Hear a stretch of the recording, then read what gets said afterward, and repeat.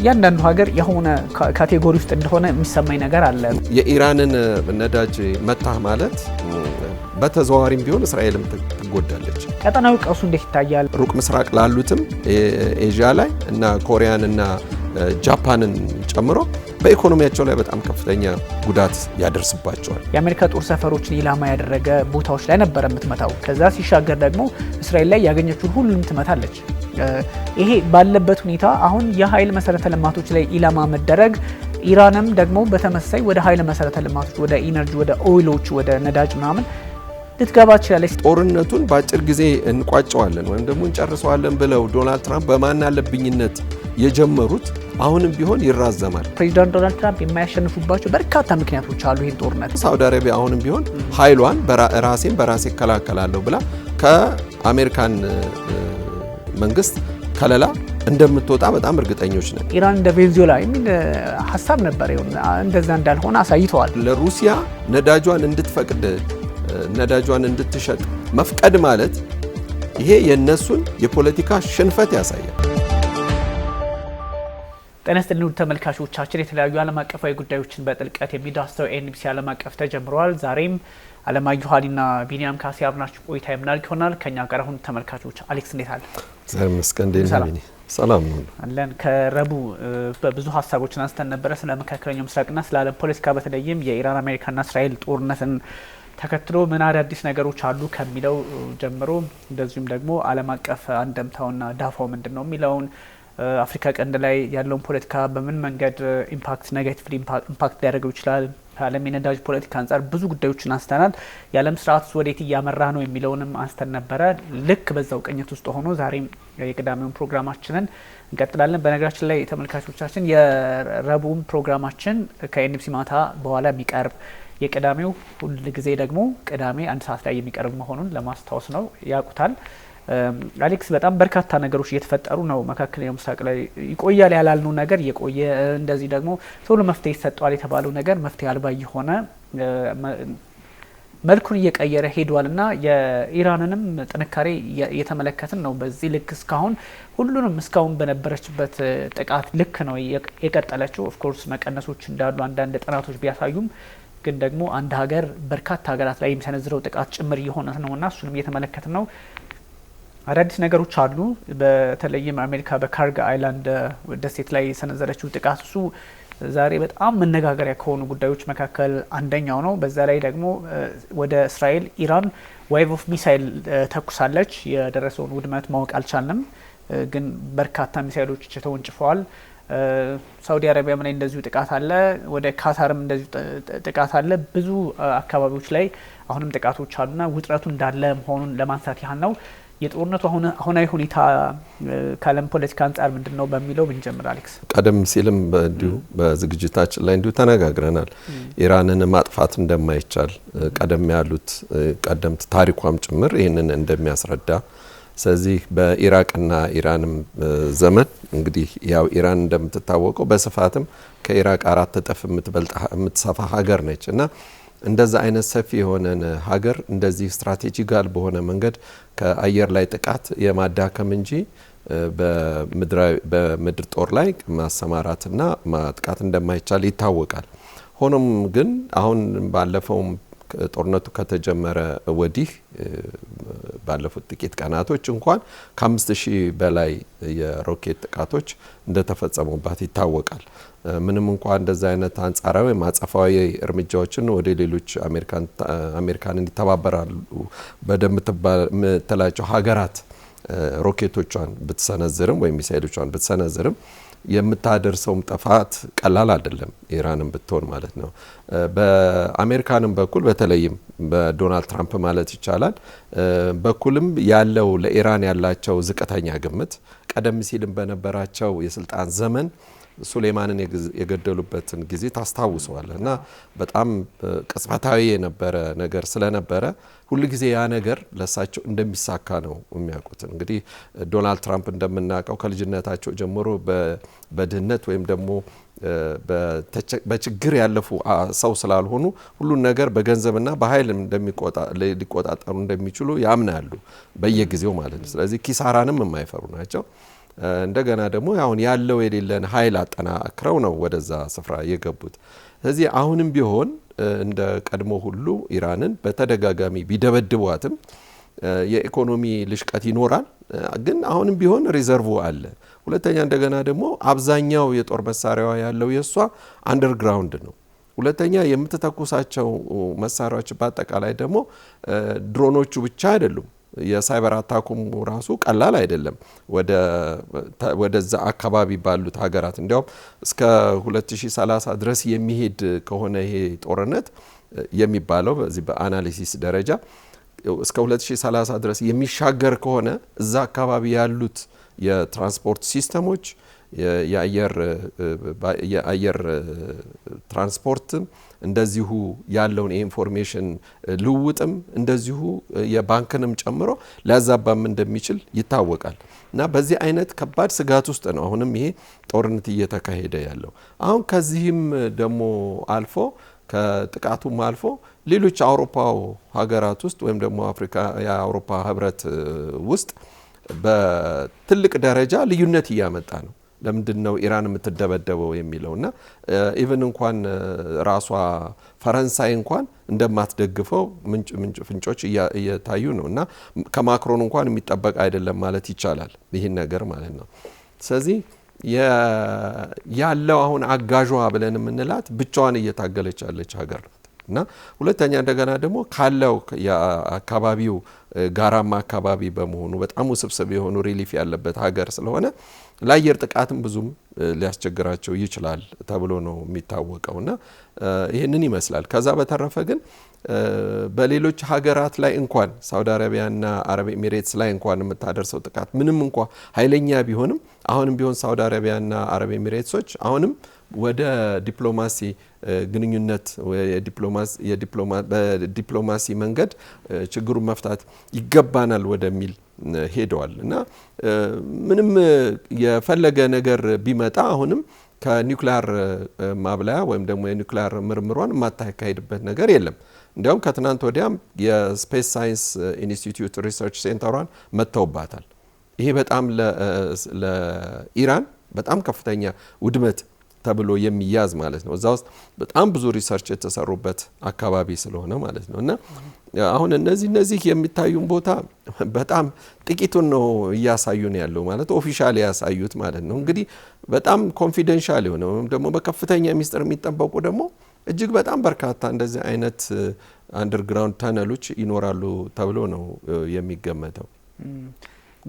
አንደኛ በዚህ በአንደርግራውንድም የጦር መሳሪያዎቻቸውን እንደሚደብቁ ይታወቃል። እነዚህ ደግሞ ኦብቪየስሊ እንዲታይላቸው የፈለጉትን ነው እንጂ ምን ሀፐር እንዲያደርግ እንደሚችል ቅድም አንተ ባነሳቸው የጂኦግራፊው ሁኔታ በተለያየ መንገድ ሲገለጽ እጅግ አስቸጋሪ ነው። ጂኦግራፊውን እና አሜሪካ በቀላሉ የተለያዩ ሀገራት ላይ መካከለኛው ምስራቅ ላይ ያመጧቸውን ድሎች በቀላሉ እንደማያመጡ ማሳያዎች ናቸው። ኢራቅና አፍጋኒስታን ላይ የነበረባቸው ችግር ሁሉ እዚህም ይደቀንባቸዋል። ምንም እንኳ ምናልባት በተወሰነ መልኩ ከኢራቅ እና ከአፍጋኒስታን የተወሰነ ትምህርት ወስደን እናስተካክላለን የሚል ነገር ሀሳብ ነበራቸው።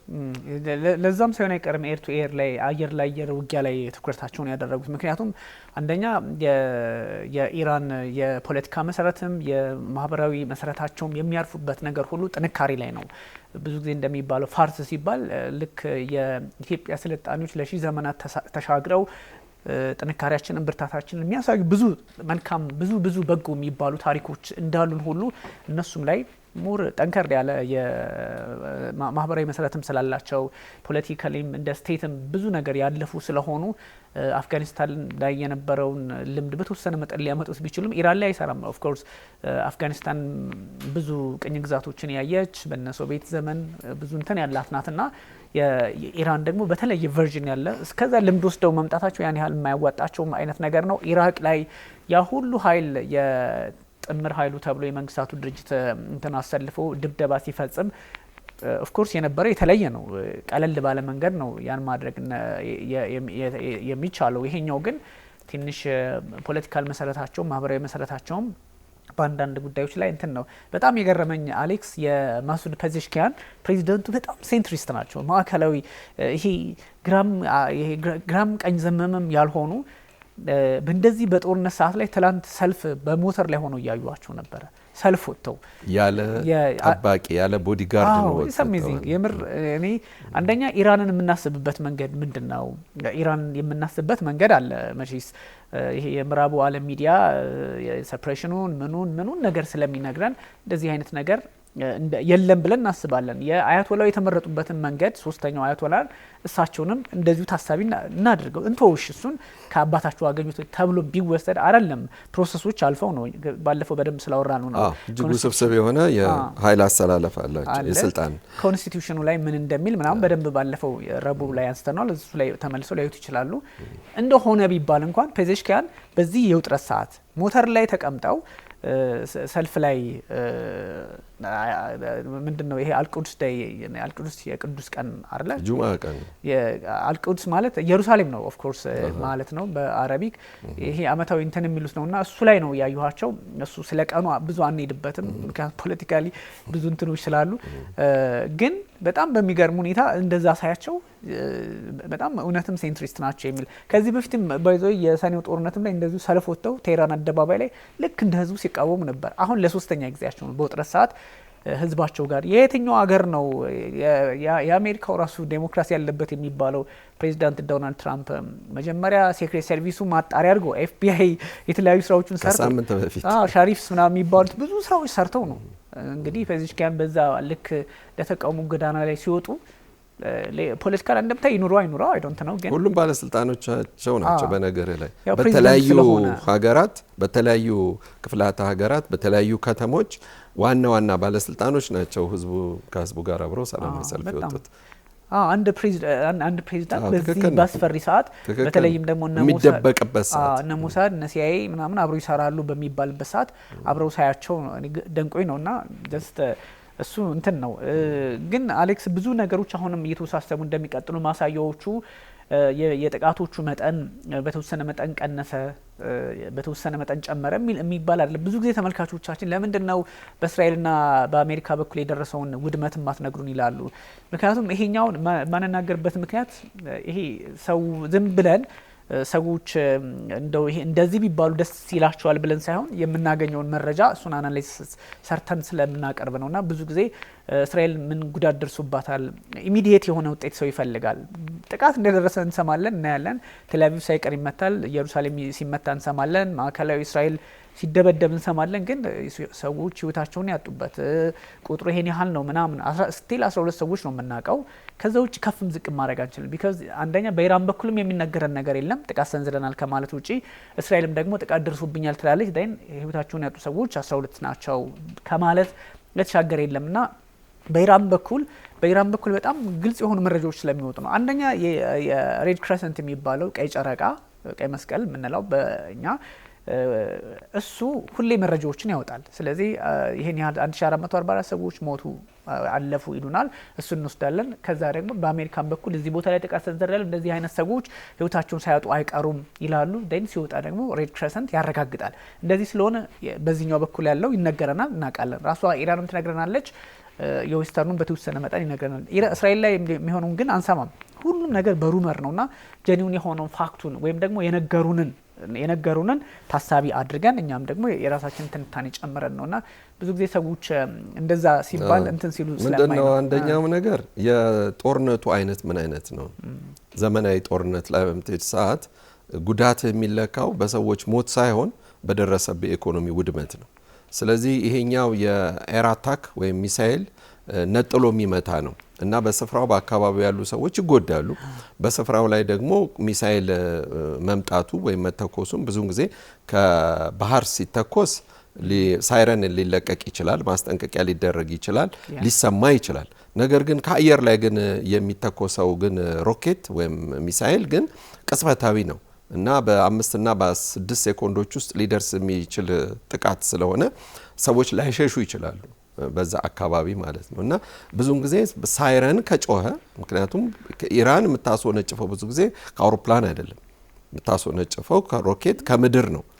ስለዚህ ከግራውንድ በሚሄድበት ሰዓት የአየር ክልሏን በሚጥስ ሰዓት ያ ራዳር ያሳያቸዋል በምን ያህል ዲስታንስ ላይ እንዳለ በምን ያህል ፍጥነት እንደሚጓዝ ስለሚታወቅ ነው። እና ኢራኖች ደግሞ ኦልሞስት አሁን የአየር መከላከያቸውን ኦልሬዲ አውድመውባቸዋል። አብዛኛውን ከ75% በላይ እንደወደመባቸው ይታወቃል። ስለዚህ ያንን የአየር ጥቃት ወይም ደግሞ ሚሳኤል መመከት በአብዛኛው አይችሉም ስለማይችሉ ነው። እና በዚህ አይነት መልኩ ብናየው ይሻላል ለሚል ነው። እና የበለጠ ደግሞ እርግጥ የሰው ልጅ ህይወት ከማንኛውም ኢንፍራስትራክቸር ይበልጣል። ግን በኢንፍራስትራክቸር ላይ የሚደርሰው ጉዳት ነው አሁን መለኪያ እየሆነ ያለው። በሁለተኛ ደረጃ እንደገና ደግሞ በአሁን ሰዓት በእስራኤል ውስጥ ማንኛውም ዜጋ ምንም አይነት ውድመት የወደመን ነገር ወይም የተቃጠለን ነገር ካሜራ እንዳያነሳ ወይም ደግሞ በሚዲያ ላይ እንዳያወጣው ኦልሬዲ የሀገራቸው የህብረታቸው ስምምነት ነው። ህዝቡ ለህዝቡ ተነግሮታ ያንን ነገር ስለማያደርግ ብዙ መረጃዎች አምልጠው አይመጡም። ተመልካቾቻችን ብዙ ጊዜ ኮሜንትም ላይ ስለማይ ነው ለምንድን ነው ምናምን ስለሚሉ that's the reason ያው ትክክለኛውን ነገር ወይም ደግሞ ያገኘነውን ነገር በፖለቲካል ፐርስፔክቲቭም በአናሊሲስም በዛ ማስቀመጥ ስላለብን ነው እንጂ የተፈጠረውን ነገር አለመንገር አይደለም የሚለውን አጽንኦት ለመስጠት ነው። ይሄ በየቦታው የሚነገረው አይነት ነገር እሱን ያው ይሄ በጣም በዓለም አቀፍ ጉዳይ ላይ በጣም ሪስፖንሲቢሊቲ ወስዶ የሚሰራ ሚዲያም ስለሆነ በዛ ልክ እንደው የስሚ ወሬዎችንም ምናምን የማስተናገድ እንትኑም ስለሌለው ነው ያለውን ፋክት ለማስቀመጥ ነው። እና አሌክስ ብዙ ነገሮች አሁን መልካቸውን የመለወጣቸው ነገር ግልጽ እየሆነ ነው ግን እስከ መቼ ይቀጥላል የሚሉ በጣም በርካታ ጥያቄዎችን እየተመለከትን ነውና ዛሬ ምናልባት ዳይሬክተራችንም ካሳየን እቺኛዋ ደሴት እንግዲህ እንደምትመለከታት እዚህ ላይ ነው ጥቃት የተሰነዘረውና እቺ ካራግ የምትባለው አይላንድ ላይ እቺኛዋ በጣም ወሳኝነቷ ከ90% በላይ የኢራን ክሩድ ኦይል ወይም ደግሞ ያልተጣራ ነዳጅ ብዙ ጊዜ ድፍድፉ እዚህ አካባቢ ላይ ነው እንትን የሚለው ይሄኛው ወዴት ነው የሚወስደው ከ90% የሚሆነውን በዛ ካለፈ በኋላ እዚች ሆርሙዝ ላይ ነው ሆርሙዝ ሰርጥ ላይ ነው የሚመጣውና እዚህ ሆርሙዝ ላይ ደግሞ ጉዳዮች ሲዘጉ መቋጫቸውን ሲያገኙ ወይም ደግሞ እዛ ላይ ሲዘጉ አሁን ባለው ሁኔታ ጥቃት ለ24 ሰዓታት አልተመለከትንም ሆርሙዝ አካባቢ ላይ ግን ደግሞ ይሄኛውን የኢራን በዛ በኩል የሚያልፈውን አንደኛ ሆርሙዝ ላይም ተዘግቶ ሲቀጥል ደግሞ ካራግ ላይ ፕሬዚዳንት ዶናልድ ትራምፕ ጥቃት ማስፈጸማቸውን ተከትሎ ብዙ ሁኔታዎች የነዳጅ ኢኮኖሚውን የነዳጁን ፖለቲካ በዛ ልክ ጫና ውስጥ ሊያስገባው እንደሚችል ግልጽ ነው። አሁን እንግዲህ እዚህ ጋር ነው የሚዘጋው። ስለዚህ ወደ ፐርሺያን ገልፍም መሄድ አይቻልም። እዚህ ጋር ከተዘጋ ከፐርሺያን ገልፍ ደግሞ በዚህ ልክ የኢራን እንግዲህ ኢራን ኦማን በዚች ላይ የሚቆመው ነገር መንቀሳቀሻ ታጣለ። ስለዚህ ሆርሙዝ ሲዘጋ ፐርሺያን ነው። በዚህ ልክ ደግሞ ከሆርሙዝ ተነስቶ ወደዚህ እኛ ጋር ወደዚህ ወደ ቀይ ባህር እዛ ወደ አረብ ባህረ ሰላጤ ወደ ኬፕ ኦፍ ጉድ ሆፕ ራሱ የማንሄድበትን ዓለም እንዳትንቀሳቀስ የሚያደርገውን አጋጣሚ ነው የሚፈጥረው። ስለዚህ እዚች ቀዩዋ ላይ ስትሬት ኦፍ ሆርሙዝ ላይ የተዘጋው ነገር ፐርሺያንም ገልፍ ኦፍ ኦማንንም የሚዘጋ ነው። ፕላስ ደግሞ የኢራን እንግዲህ ከ15 ኪሎ ሜትር ዋናው ከኢራን ምድር ከ15 ኪሎ ሜትር ርቀት ላይ ያለ ቦታ ነው ካርግና እዛ ላይ የተፈጸመ ጥቃት በመሆኑ በነዳጅ ኢኮኖሚ ላይ እጅግ አስቸጋሪ ነገር ሊያመጣ ይችላል ነውና በቀን 7 ሚሊዮን ባረል ነዳጅን የሚይዝ ነው። ብዙ ቀጠና ነው የሚያካልለው። በነገራችን ላይ ማፑ እንደሚያሳየናል አሁን እዚህ ጋር ምንድነው ይበልጥ ከዚህ አሁን ገልፍ ኦፍ እንተናን ከሆርሙዝ ከፐርሺያን ገልፍ ብለን ከምንለው ጀምሮ በታች በህንድ ውቅያኖስ አድርጎ እስከ እስያ ድረስ የሚሄደው በአብዛኛው ኢኮኖሚው ይጎዳል። እንግዲህ እስካሁን ድረስም እስራኤል በነገር ላይ ይህን ነገር አደግፈውም ነበር። የግዴታ የዛ የነዳጅ ስፍራዎችን የመምታት ሀሳብ እንደሌላቸው መጀመሪያውኑ የሚናገሩ ነበር የእስራኤል ፖለቲከኞች። ከዛ ምክንያቱም ይሄ የኢራንን ነዳጅ መታህ ማለት በተዘዋዋሪም ቢሆን እስራኤልም ትጎዳለች። ምክንያቱም የነዳጅ መውጣቱ ለዓለም ኢኮኖሚ ስለሚሆን ማለት ነው። ቀደም እንደተነጋገር ነው ደግሞ ያው የእብሪትም የማናለብኝነትም ነገር ስለሆነ ዶናልድ ትራምፕ የሚሰጡት ውሳኔ ወይም ደግሞ ይደረጋል የሚባለው ነገር ይሄ የማናለብኝነት ብዙ ጊዜ የሚያመጣው ጣጣና እዳ በኋላ ላይ ከፍተኛ ነው። ስለዚህ ከዚህ መጥቶ ይኸውና አሁን ቅድም እዛ ላይ አሁን ከህንድ ውጪ አሁን እነ ስሪላንካን ምናምን የምናይበት አለና እስከዚህ ድረስ እንኳን ያለው በጣም ብዙ ህዝብ ነው ተጠቃሚ የሚሆነውና አሁን የዚህ ከማዕቀቡ በኋላ የምናየው ነገር ይሆናል። ግን የነዳጅ ማዕቀቡ ከኢራን ጋር የሚሰራ ምናምን ባለው ነገር ማዕቀቡ ከተነሳ በኋላ እንኳንም ቢሆን አሁንም ቢሆን ለህንድ አካባቢ እንደገና ደግሞ ሩቅ ምስራቅ ላሉትም ኤዥያ ላይ እና ኮሪያን እና ጃፓንን ጨምሮ በኢኮኖሚያቸው ላይ በጣም ከፍተኛ ጉዳት ያደርስባቸዋል። እዚህ የዚህ ስፍራ እርግጥ እቺ ብቻ አይደለችም ቦታ ለሷ ሀብቷ ብዙ ነው ያላት። ግን ይሄ ነገር ግን ለኢራን ኢኮኖሚ ላይ ጉዳት ቢያመጣም ስቲል አሁንም ቢሆን ኢራን ልትጠፋ አትችልም ወይም ሊቀንስ አይችልም የኢኮኖሚው ኃይሏ። ግን ቀላል የሚባል ግን ጉዳት እንዳልሆነ ይታወቃል ቦታው። ምክንያቱም አንደኛ ይሄ ኦልሬዲ እኮ ታሪካዊም ነው ጥንታዊም ነው። ቀደም ሲልም እኮ እንግሊዞቹም ገና መጀመሪያ በ50ዎች ውስጥ እኮ እንግሊዞቹ የተኳረፉበትም እኮ እነዚህ እኮ ስፍራዎች ናቸው።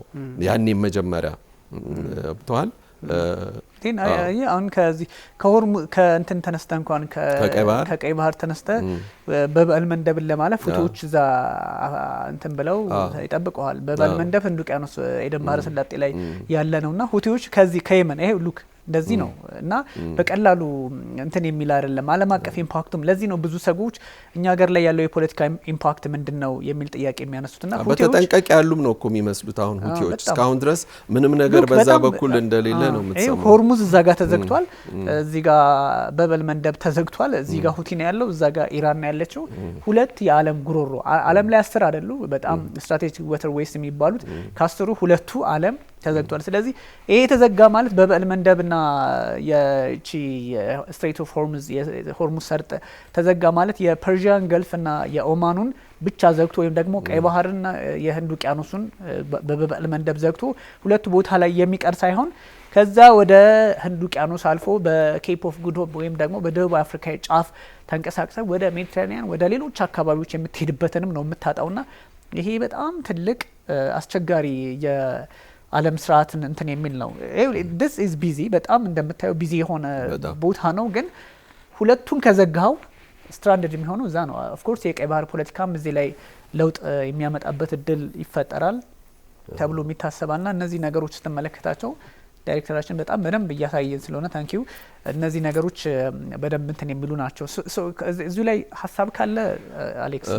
አሁን እዚህ ጋር ያለው ነገር ምንድነው? አሁን በብዛት ተጋላጭ የሚሆኑት አሁንም ቢሆን የባህር ኃይሏን አሜሪካን ልትጠቀም በፍጹም እንደማትችል ያሳየናል። ይህ ስፍራ የተጋለጠ ስፍራ ነው። አየ ሁለተኛ እንደገና ደግሞ ወደ ሀገርህ ወደ ህልውና የሚመጣ ስለሆነ መላው የኢራን ህዝብ ሊዋጋው የሚችል ነው። ቀላል የሚባል ነገር አይደለም።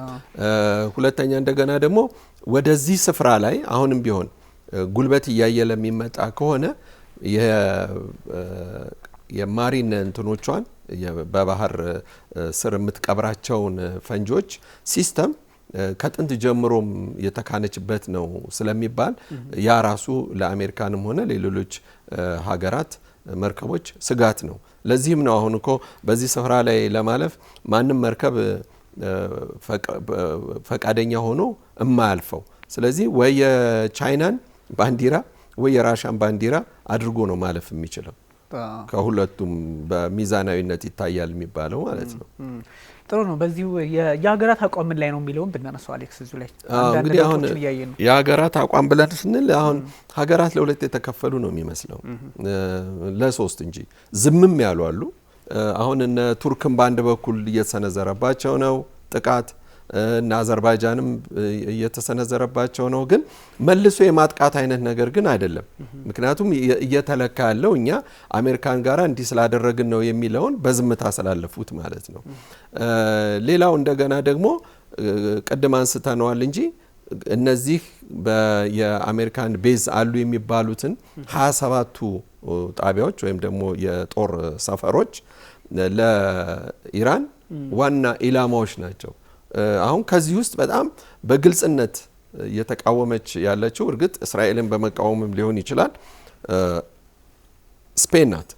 ኦሬዲ በኤምባሲ ደረጃ የነበረው በአምባሳደርነት ደረጃ የነበረውን ግንኙነቷን አቋርጣ በቆንስላ ደረጃ አድርጋለች። እንግዲህ ይሄ ከጋዛው ጦርነት ጀምሮ የተጀመረ ነው። ከዛ እንደገና ደግሞ ለፍልስጤምም እውቅና የሰጠችው የመጀመሪያም ሀገር በመሆኗ ማለት ነው። ስለዚህ ከአውሮፓ የሚደረገው ድጋፍ በፍጹም ወደ እስራኤል እንዳይሄድ የመጀመሪያው ተከራካሪ ሀገር ልትሆን የቻለችው ስፔን ነች። ምንም እንኳ ቀደም ሲል የነበረ ረጅም ጊዜ የቆየ ችግር አልነበረባቸውም። ግን አሁን ይሄ ጉዳዩ እየከረረ ስለመጣ ነው። ከዛም አንጻር ደግሞ እስራኤልም ብትሆን ከአሜሪካን እንጂ ከአውሮፓ ብዙም ድጋፍ የምትፈልግ ነገር አይደለችም በምናየው ማለት ነው። እና ግን የአውሮፓ ሀገራት ግን ዝምም ይበሉ ወይም ምንድነው ድምጽ ባይሰጡበትም ግን ለነሱ ሊሰጥ የሚችል አሁን ወይ በሰብአዊ እርዳታም ሊሆን ይችላል ወይም ሌላ ኢኮኖሚ ድጋፍ እንደማያደርጉ ይታወቃል። ከዛም አንጻር ግን ይህንን በዝምታ ማለፋቸው ሳይሆን ግን በዲፕሎማሲ መንገድ ችግሩን ለመፍታት ግን እነዚህ ሀገራት ፈቃደኝነት እያሳዩ አይደለም እና ሌሎቹ ግን ራሽያም ሆነ ቻይና አንደርግራውንድ እየተነጋገሩ ነው አሁንም ቢሆን ማለት ነው።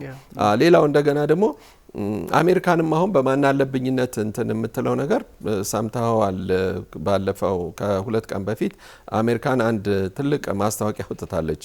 አዲሱንም ተመራጭ የኻሜኒ ልጅ ያለበትን ለሚጠቁመኝ 10 ሚሊዮን ዶላር እሸልማለሁ የሚል ነገር ይሄ አሁን ከአሜሪካን የሚጠበቅ እንዳልሆነ ብዙዎቹ ሲተቹ ትሰማለ ብዙዎች ሀገራት። ምክንያቱም ይሄ በህልውና ላይ በቃ በህዝቡ ላይ አሁን ያ እኛ ሰው መሞታቸው ወይም ደግሞ መገደላቸው ወይም ቦታው መጠቆም ብቻ አይደለም አብሯቸው ግን የሚያልቅ በጣም ብዙ ሰው አለ በሺዎች የሚቆጠሩና ለነዛ ሰዎች ሺህ ህይወት ሁሉ ማለፍ የአሜሪካን መንግስት ደንታ እንደሌለው ነው የሚያሳየው። ስለዚህ አንድ ጥቅማቸውን ብቻ ለማስከበር ነው።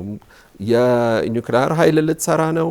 የኒውክሊየር ኃይሏን እንደማታቆም ይታወቃል። ቴክኖሎጂ ነው። ኦኬ ግን እስራኤልን ብትሆን አሁን የዛን አካባቢ የበላይነት ለመያዝ ወይም ደግሞ ኢራን ሁልጊዜም ደመኛ ጠላቴ ናት፣ ስለዚህ የምትታረቅ ሀገር ስላልሆነች መጥፋት አለባት ብላ የምትል ሀገር በመሆኗና በሁለቱ መካከል ሊያስማማ የሚችል አንድ ነገር መፈጠር አለበት። ስለዚህ አሁንም ቢሆን ሀገራት ሩቅ ሆነው ከመመልከት አብረው መፍትሄ መፈለግ ያለባቸው ይመስለኛል። ይሄኛው የ10 ሚሊዮን ዶላሩ ግን ያስቃል። አንደኛ ከዚህ በኋላ ኢራናውያን አያቶላ አሊ ኻሜኒን እኮ አተው አዲስ መርጠዋል። እንኳን ሞጅታባ ምንም ያን ያህል የሚያሳስባቸውም እሺኪያንስ መንገድ ላይ ወጥተውላቸው የለም እንዴ? እኮ ሬዲ ቱ ዳይ እኮ በቃ ለመሞት ዝግጁ ነን ብለዋል እኮ ሁሉም ህዝብ። እንደው ነገሩ ነው ደ ማክሲመም ስታስበው በጣም ለጥጣ ስታስበው አያቶላ አሊ ኻሜኒን የሚያህል መሪ ኢራናውያን ካጡ በእርግጥ መፍረስ የነበረባቸው ያኔ ነበረ መሆን ያለበት። እሳቸው አልፈዋል የሚለው መረጃ ሲጋራ ያኔ ነበረ የኢራን መፍረስ የሚረጋገጠው። ምክንያቱም አንድ ትልቅ መሪ አንድ በጣም ያው ሲምቦልነታቸው ከባድ ነው እንደምታውቀው። እንዲያውም እኛ ሀገር ላይ ብዙ ሰዎች ኢንቦክስ ምናምን ያደርጉልኝ ነበረ አያቶላ አሊ ኻሜኒ ሞተ አይደለም ይለኝ ብዙ ሰው አያቶላ አሊ ኻሜኒ አረፉ ሞቱ ምናምን ነው እንደዚህ የክብር ስም እና ስለዚህ እኛ ሰዎች ላይ እኛ ኢትዮጵያውያን ላይ እንደዛ አይነት ኢምፓክት ካላቸው እሳቸውን በክብር ለማለት ካለ ለሀገራቸው ደግሞ ትልቅ ሲምቦል ያለው ነውና ይህ ሰው ሲያልፉ ኦብቪየስሊ ያኔ ነበረ መፍረስም ካለባቸው ወይም ደግሞ ሊያበቃላቸው የሚችለው አያቶላውያን ወይም የአያቶላውያን ግንዛቤ ያላቸው ሰዎች እዛ ላይ ነበረ መቋጫ። አሁን 10 ሚሊዮን አይደለም ቢሊዮን ቢሆን ሞጅታባ አይ ቲንክ ለኢራናውያን ቀላል ነው ሊሆን የሚችለው ምክንያቱም ትልቁን ፊገር አጥተዋልና ከዚህ በኋላ ስላለ ሁኔታ ብዙም እንደው እና አሜሪካ በመደቡት ልክ የሚጨነቁም አይመስለኝም ሰው ከዛ አንጻር ነው ጉዳዩና አሌክስ ብዙ ሁኔታዎች ውስብስብ ናቸው።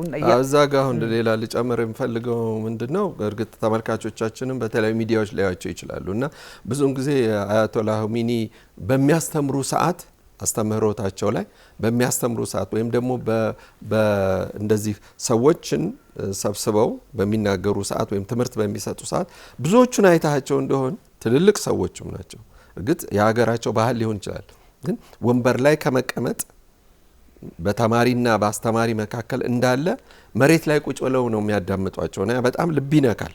እና እኛ ሰው ደግሞ ረጋ ባለ አንደበት የሚናገሩት የሚያስተምሩት ነገር ከዛ ዓለም የሚያስተምሩ ሰዓት ምንም ድምጽ አለመኖሩ በአዳራሽ ውስጥ የሳቸው ያ ዝግ ያለው ድምጽ መሰማቱ ያ አሁን በፊልም ላይ ያለው ለኢራን ህዝብ በቃ የልብ ሀዘን የለም። በቃ ከባድ ሀርት ኤክ የሚባል አለ። በቃ የመጨረሻ ከባድ ሀዘን የሚባለው ነገር ልብ የሚሰብር ነገር ስለሚሆን በቃ የመጣብንን ጠላት ለመከላከል ወይም የመጣብንን ጠላት እስከ መጨረሻው እንዋጋለን የሚለው ሞራል ውስጣቸው ይኖራልና ሀሚኒ ዛሬ አይደለም ላለፉት 30-40 ዓመታት የሚያሰራጯቸው መንፈሳዊ ትምህርቶች እና የፖለቲካ አስተምህሮት እና ስለ ኢራን ትንሽ ሀገር አለመሆን እና ስለ ኢራናዊ መልካምነትና ስለ ፋርስ ስልጣኔ በሰፊው የሚያውቁና የሚተነትኑ አባት ናቸውና እኚህ ሰው ባይሞቱ ይመረጣል። እሳቸው የሚሞቱ ከሆነ እኮ ሌሎች ሀገራትም እኮ መሪዎች ፕሬዚዳንቶች እኮ መገደል አለባቸው ነው፣ ግን አያደርጉም። እንትን ናቸው በጣም ፖለቲካሊ በተደጋጋሚ እንደምንለው ፖለቲካሊም ፕሬዚዳንት ነበሩ። ፕሬዚዳንትም ስለነበሩ አገሪቷን በፕሬዚዳንትነት ስላገለገሉ ያውቁታል እንዴት እንደሆነ። ያባባልህም ነው ብዙም ስለ ሀሚኒ መስማት እና ማዳመጥ የጀመርኩት እኔ ራሴ። ምክንያቱም እኔ መንፈሳዊ መሪነታቸውን አውቃለሁ፣ ግን በዛ በኩል ግን ስንሄድ ግን የእሳቸው አስተምህሮት በተለያዩ ቋንቋዎች ነው ከ120 ምናምን ቋንቋዎች በላይ ተተርጎሞ ይተላለፋል እና ያንን ስትሰማ እኚህ ሰው ምን አይነት መልካም ሰው ናቸው ብለህም ትላለህ። ኦልሬዲ ሁሉም ያው የራሱን ጀጅመንት ይወስዳል። ግን እንዳልከው የሀገራት አሰላለፍ በብዙ መንገድ እኛ ይሄ በብዙ መንገድ የሚታይ ሆኗል። አገራት እያንዳንዱ ሀገር የሆነ ካቴጎሪ ውስጥ እንደሆነ የሚሰማኝ ነገር አለ። በብዙ ሰሜንሽን የማያስፈልገን ተመልካቾቻችንን በተወሰነ መጠን የየትኛው ሀገር ዲፕሎማሲ ወደ የትኛው እያመዘነ ነው የሚለውን በደንብ የሚያሳዩ ነገሮች አሉ። ሁልጊዜ አንድ ሀገር የሚወከለው ደግሞ ያው በመሪ ስለሆነ በዛ ልክ ቅኝት ይገባል። ወደ የትኛው ነው ይሄ ሀገር የፖለቲካ ዝንባሌው ምናምን የሚለውን በግልጽ ማየት ይቻላልና ከዛ አንጻር ይወሰዳል። ግን እንደ ቱርክ ብዙ ካቴጎሪዎችን ደግሞ በጣም ይሄ ሰዎች የማይፈልጓቸው አሁን ለምሳሌ እንደዚህ ነው ስትል ጀኑዊንሊ በቃ እንደዚህ ነው ስትል ሰው የሆኑ ደግሞ ቴክኒካል የሆኑ አደገኛ ቲሞችን እየተመለከትኩ ነው በዚህ ጦርነት ላይ እነሱን እንትን እንበላቸውና ቱርክ ወደዚህ ጦርነት የፈለገ ቢሆን ድራግ ሆኜ መግባት አልችልም፣ ማንም ድራግ አያደርገኝም የሚል መግለጫ ረጀብ ጣይብ ኤርዶዋን ትላንት ሲሰጡ ነበረ።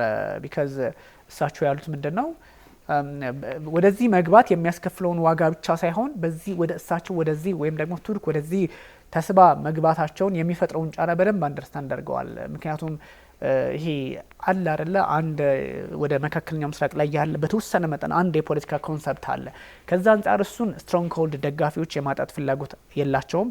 ሁለተኛ ወደዚህ ጦርነት ገቡ ማለት አት ዘ ሴም ታይም በጋዛው ጦርነት እስራኤል እንደ ጠላት የሚቆጥሩ ፕሬዚዳንት ከጠቅላይ ሚኒስትር ቤንያሚን ኔታንያሁ ጋር ተሰልፈው ጦርነት ውስጥ ገቡ እንደማለትም ይቆጠራልና ቴክኒካሊ እሳቸው ገቡ ማለት ማን ሊጠቀም እንደሚችልም ገብቷቸዋል። ሰው የነ ቱርክን በተወሰነ መጠን ብዙ ጊዜ እንለዋለን የቱርክ አቋም የሚታወቅ ስለሆነ ከዛ አንጻር የአረቡ ሀገራት በጣም የገልፉ ሀገራት ትግስታቸውን እኔ በጣም አፕሪሺየት አደርጋለሁ። በጣም ትግስታቸውን አፕሪሺየት አደርጋለሁ ስለ አሌክስ እንግዲህ አንድ ፈርተው ነው ወይስ ታጋሽ ሆኑ ነው የሚሉ ጥያቄዎችን እየተመለከትኩ ነበርና እኔ በትግስት እንውሰደው።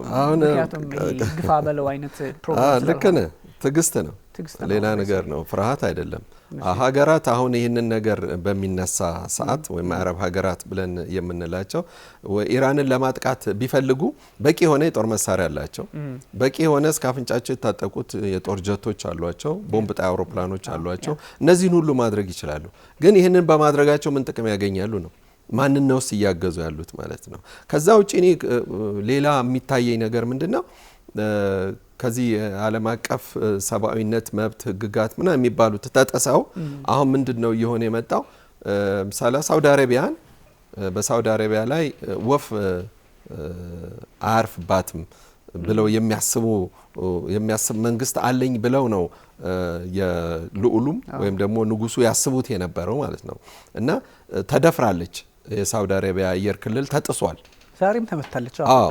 እና በተከታታይ ጉዳት ይደርስባቸዋል። ሁለተኛ እንደገና ደግሞ ይሄ ተነጥሎ መምታት የሚባለው ነገር በትክክለኛው ጂፒኤስ የያዘ በትክክለኛው ራይት ሹት የሆነ ነገር በጣም በሜትሮች ብቻ ከ5 ሜትር ከ3 ሜትር ባልበለጠ ስህተት ያንን ኤረር ይዞ የሚተኮስ ሮኬት ነው አሁን እየተለቀቀ ያለውና ሳውዲ አረቢያ እስከ ዛሬ ድረስ ምንም አይነት ነገር ተወንጭፎባት የማያውቅ ሀገር በአሜሪካን ጠበቃለሁ የምትል ሀገር አሁን አሜሪካን ልታድናት እንደምትችል ተገንዝበዋል። ስለዚህ ወይ ሀገራት እዛ አካባቢ ያሉት የራሳቸውን የጦር ግንባር ሊፈጥሩ ይችሉ ይሆናል።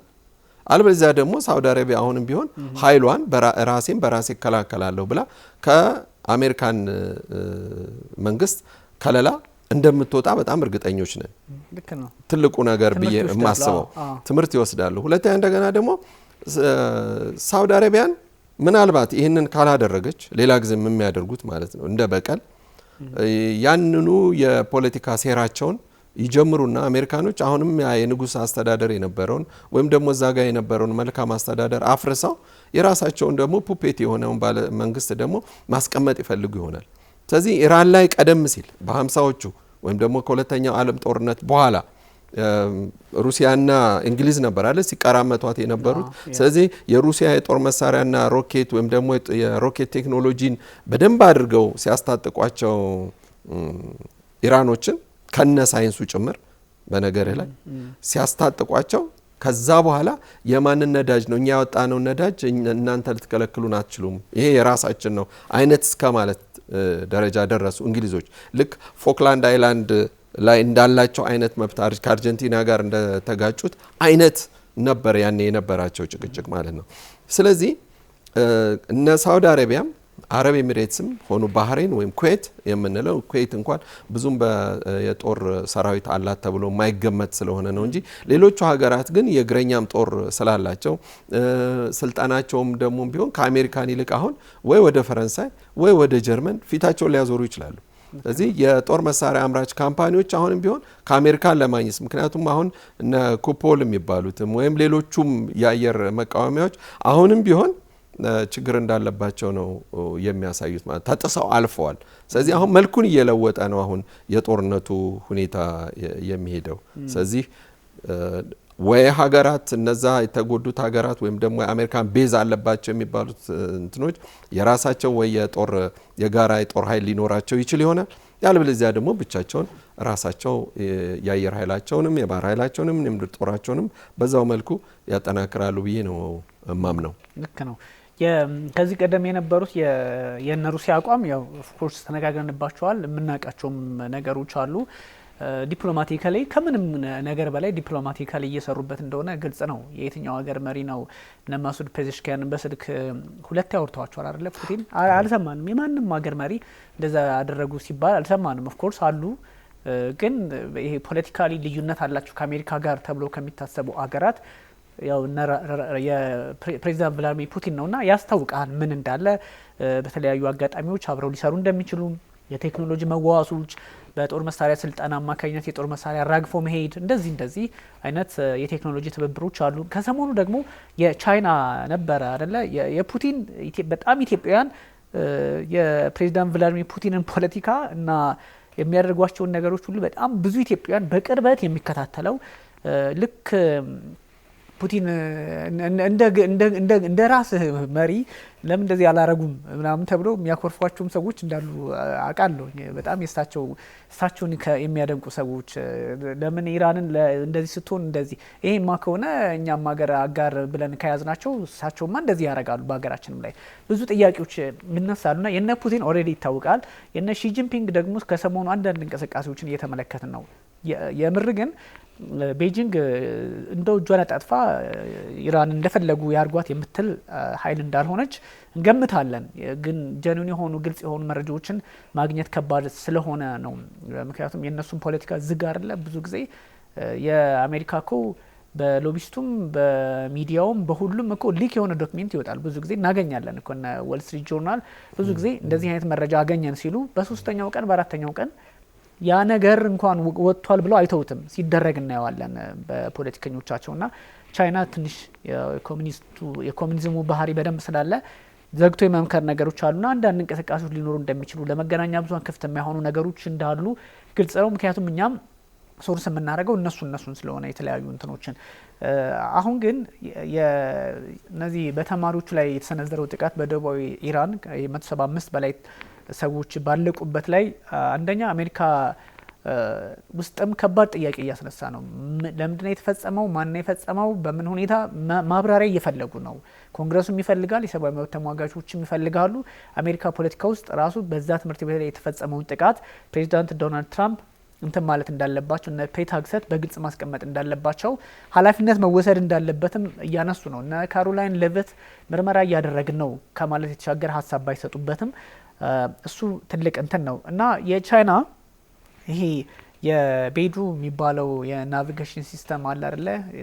ወይም ደግሞ የጂፒኤስን የሚተካው ነውና ኢራን የምትጠቀመው ጂፒኤስ ሳይሆን ይሄኛው ነው፣ የቻይናው ነው፣ ቤዱ ነው ምናምን የሚባለውን የናቪጌሽን ሲስተም ላይክ እንደ የአሜሪካ ጂፒኤስ እንደምንለው የቻይናው ማለት ነውና ይሄ ኢላማ ውስጥ እንዳትገባ በማድረግ ኦፍ ኮርስ አንዳንድ ነገሮችን ደግሞ በጣም ለኤስኬፒዝም እንዲጠቀሙበት በር ከፍታላችኋለች እና እንደዚህ አይነት ድጋፎች በእርግጥ አሁን አይደለም የገባው። ይሄን አማራጭ የሰጠቻት ቻይና ቀደም ሲል ነው እና በነዚህም ድጋፎቻቸውን እያሳዩ ነው። በዛ ላይ $200,000 ለቅድም ላነሳ ነው ትምህርት ቤት ለነሱ ቤተሰቦች ድጋፍ የሚሆን የቻይናው ቀይ መስቀል ወደ ኢራኑ ቀይ ጨረቃ የማሳለፍ ሀሳቦች በውጭ ጉዳይ ሚኒስቴር በኩል ሲነገር ነበርና እነዚህ ነገሮች ምናልባት የሀገራት አስተላለፍ በተወሰነ መጠን ሲረግብ ነው ከፍ ሲል ነው የሚለው እንዳለ በየደረጃው የምናነሳቸው ጥያቄዎች ቢኖሩም ግን ቴክኒካሊ አሁንም የኢራን ስትራቴጂክ አጋሮች የሚባሉት አብረው የመቀጠል ነገር እንዳለ ያሳያል። ባይዞ ስትራቴጂክ አጋር ሲባል ለምሳሌ እኛ ስትራቴጂክ አጋሮች አሉን ብዙ፣ ግን ስትራቴጂክ አጋር ሲባል እኛ ስንነካ ወይም ደግሞ የሀገር ሲነካ አብሮ ጦርነቱ መግባት አይደለም። ስትራቴጂክ አጋር ኢራን ከሩሲያና ከቻይና ጋር ስትራቴጂክ አጋር ናት። አዎ በጦር መሳሪያ በንግድ በብዙ ነገሮች አብረው ይሰራሉ፣ ግን ደግሞ ስትራቴጂክ አጋር ናቸው። ይደጋገፋሉ። አንዱ የአንዱ መጥፋት አይፈልግም። ውል አላቸው፣ ግን የሚሊተሪ አሊያንስ አይደለም። ሚሊተሪ አሊያንስ ማለት ልክ ፑቲንና ኪም ጆንግ ኡን እንዳደረጉት ኪም ሲን የሰሜን ኮሪያ ስትነካ ሩሲያ እንደተነካች መቁጠር ወይም ደግሞ እንደ ኔቶ አንቀጽ 5 አይነት ነገር አሜሪካ ስትመታ 32ቱም አባላት አብሮ ጦርነት የመምዘዝ አይነት ነገር ነውና ቀጠናዊ ቀውሱ እንዴት ይታያል የሚለውን ብንቀጥልበት። እንግዲህ ያው ቀጠናዊ ቀውሱ የምንለው ለየት ያለ ነገር አሁን በየጊዜው የሚመጡ ጉዳዮች አሉ። ቀደም በመጠኑ በኋላ ላይ እናወራለን ካልናቸው ነገሮች በተጨማሪ አሁን እዚህ የጦር መሳሪያ የጦር ኃይል ወይም ደግሞ የምድር ኃይል ወይም ደግሞ የአየር ኃይል ወይ ባህር ኃይል ይሰነዘራሉ ከምንላቸው ጥቃቶች የበለጠ በጣም አስበንበት ወደፊትም ደግሞ ከፍተኛ ጉዳት ያመጣል ብለን የምንለው ነገር የሳይበር አታኩ ነው። ስለዚህ አሁን እስራኤልም ብትሆን የኢራንን የባንኪንግ ሲስተምና የትራንስፖርት ሲስተሙን ልታጠፋው ትችላለች። ኢራንም ብትሆን እንደዚሁ በአካባቢ ያሉትን ሀገራትም ልትጎዳ ትችላለች። ያ ማለት ምንድነው? እስራኤል ብቻም ሳይሆን በአካባቢው ያለው ብለን የምንላቸው ወይም ደግሞ ጦር ቤዙን ጭምር ማለት ነው። ያ ደግሞ ብቃት አላቸው። በጣም ብዙ ሀከሮች እንዳላቸው ይታወቃል። ሳይበር አታክ ብለን በምንል ሰዓት ደግሞ የግዴታ የሴንትራል ኔትወርኪንግ ሲስተሙን ብቻም አይደለም፣ በአንድ ተነጥሎ የባንኩን ሲስተም ብቻውን እንኳን ራሱ ማጥቃት ይቻላል። የትራንስፖርት ሲስተሙን ማጥቃት ይቻላል። ታስታውስ እንደሆነ አንድ ጊዜ ከ3 ዓመት በፊት ቬኔዙዌላ ላይ ማዱሮ በስህተት አጭበርብሮ ነው ስልጣን ያዘው ብለው በሚሉ ሰዓትና ሌላ ተጠባባቂ ህጋዊ ወይም ደግሞ ያሸነፈው ፕሬዚዳንት ይሄ ነው ብለው አሜሪካኖች ሲጮሁለት የነበረ አንድ 2019 አካባቢ ነው መሰለኝ ሄዷል ጊዜው እና በዛን ሰዓት ላይ ለምሳሌ ምንድነው ያደረጉት? የመጀመሪያው የካራካስ ውስጥ ያለውን ሴንትራል ኤሌክትሪካል ስቴሽኑን ኔትወርኩን አታክ አደረጉት። ኔትወርኩን አበላሹት እና በጣም ብዙ ስፍራዎች ላይ የኃይል አለመመጣጠን ደረሰና በጣም ብዙ ድርጅቶች ሞተሮቻቸው ቤቱ የመቃጠል ኤሌክትሪክ መብዛት ማለት ነው እና መቆጣጠር እንዳይችሉ አደረጓቸው። እንግዲህ አሁን ይሄ በኤሌክትሪካል ኔትወርክ ነው። እንግዲህ የኤሌክትሪክን ሲስተሙን በዛ አይነት ነገር አታክ አረከው ማለት እንግዲህ ስንት ሚሊዮን ህዝብ ሊጎዳ እንደሚችል አስበው። እቺ አንድ በካራካስ ብቻ ለተደረገው ማለት ይሄ ለማሳየት ሲሉ ያደረጉት ነገር ነውና ይሄ ነገር በትራንስፖርት ሲስተሙ ላይ በምትመጣ ሰዓት የትኛውም ሀገር አውሮፕላን ወደዛ ሀገር አይሄድም። ከየትኛውም ሀገር ወደዛ ሀገር አይሄድም። ስለዚህ በኤር ስፔስ ላይ ላለው የመገናኛ እንትን በቃ ይረበሻል ማለት ነው። ሌላው እንደገና ደግሞ አሁንም ቢሆን የባህር ላይ ጉዞ ላይ ያሉት የመርከቦች ጭነት ይዘው በሚሄዱበት ሰዓት ይሄም ስርዓት ይዛባል ማለት ነው። እና የዚህ የባንኩ ላይ ደግሞ ብለን በምንል ሰዓት ለምሳሌ አሁን ወይ ኦማን ላይ ይሁን ወይም ባህሬን ወይም ኩዌት ላይ ወይም ሳውዲ አረቢያ ላይ የባንክ ሲስተማቸውን አቆምከው ብሎ ማለት ያን ሀገር ሙሉ ለሙሉ ጉሮሮን ዘጋው ማለት ነው። ስለዚህ ይሄ አንዱ ትልቁ ኢንፍሉዌንስ ከዛሬ ድረስ ተነጋግረንባቸው አናቅምና ይሄ ነው ትንሽ ሊያስቸግር የሚችለው። አሁን በየሀገሩ ያሉት መሪዎች ብዙውን ነገር አሁን ኤአይንም የሚፈሩትም ወይም ደግሞ የዚህ አይቲ ስፔሻሊስቶች በብዛት እንዲኖሩ እንዲማሩ በአይቲ ላይ ብዙ ምርምር እንዲያደርጉ የሚደረገውም ለዚህ ነው። የትንሽ እንደዚህ አይነት ነገሮች የኮምባይንድ በሆነ ነገር የሚፈጠር ጥቃት ነው የሚፈጸም ጥቃት ነው። ኦፍ ኮርስ ኢራንም ላይ ሲደረግ የነበረው እንደዚህ አይነት ነገሮች አሉና ጥቃቱ መቀጠሉን የሚያሳዩ ነገሮች አሉ። ሳውዲ አረቢያም ላይ እንደዚሁ የድሮን ጥቃት ጠዋት ላይ ስንገባ እንደዚሁ እየተመለከትን ነበረ። ከዛም ባሻገር ደግሞ ብዙ ነገሮች የዓለም የነዳጅ ዋጋውም እንግዲህ በአንድ ጊዜ ከፍ በአንድ ጊዜ ዝቅ በአንድ ጊዜ ከፍ ይሄ አይነት አካሄድ በሆርሙዝ አማካኝነት ነበረ። ጭራሽ አሁን ደግሞ ወደ ኢኮኖሚ አይነት ጦርነቱን ወደ እስካሁን የነበረው ሚሊተሪ ላይ ነበረ፣ በጦር ሰፈሮች ላይ ነበረ ኢላማ ሲደረግ የነበረው እነ ፕሬዚዳንት ዶናልድ ትራምፕን በዛ ልክ ነበረ። አሁን ደግሞ ቅድም ባነሳናት በካርግ በተሰኘችው የነዳጅ ማከማቻ ላይ የሚሊተሪ ቦታ ላይ ነው ተብሏል ጥቃት የተሰነዘረው ግን አሁንም እዛ ላይ የደረሰው ውድመት ከባድ አይደለም፣ ይቀጥላል ብለዋል። የኦይል ሪፋይነሮችንም እነሱን ጭምር መመታታችን ይቀጥላል የሚል ሀሳብ አምጥተዋል ፕሬዚዳንት ዶናልድ ትራምፕ። ስለዚህ ይሄ ሲሆን እና አሜሪካ ብቻ ወይም አሜሪካና እስራኤል በኃይል ማከማቻዎች ላይ ወይም ማጣሪያዎች ላይ ብቻ የሚሰነዝሩት ጥቃት ደ ሴም ታይም ደግሞ ኢራንም ወደ አርማኮ የሚባለው ወደ ሳውዲው እዛ መካከለኛው ምስራቅ ወዳሉት ማጣሪያዎች የነዳጅ ማጣሪያዎችና ማከማቻዎች እሷም ጥቃት መሰንዘር ትጀምራለች። ስለዚህ ጦርነቱ በትክክልም ዓለም አቀፍ አንደምታው ከፍ የሚለው አሁን ወደ ኃይል መዞራቸው የኃይል መሰረተ ልማቶች ላይ ኢላማ ማድረግ እስካሁን የነበረችበት ኢራንም እንደምታውቀው ሁሉም ቦታ ላይ የአሜሪካ ጦር ሰፈሮችን ኢላማ ያደረገ ቦታዎች ላይ ነበረ የምትመታው። ከዛ ሲሻገር ደግሞ እስራኤል ላይ ያገኘችውን ሁሉም ትመታለች።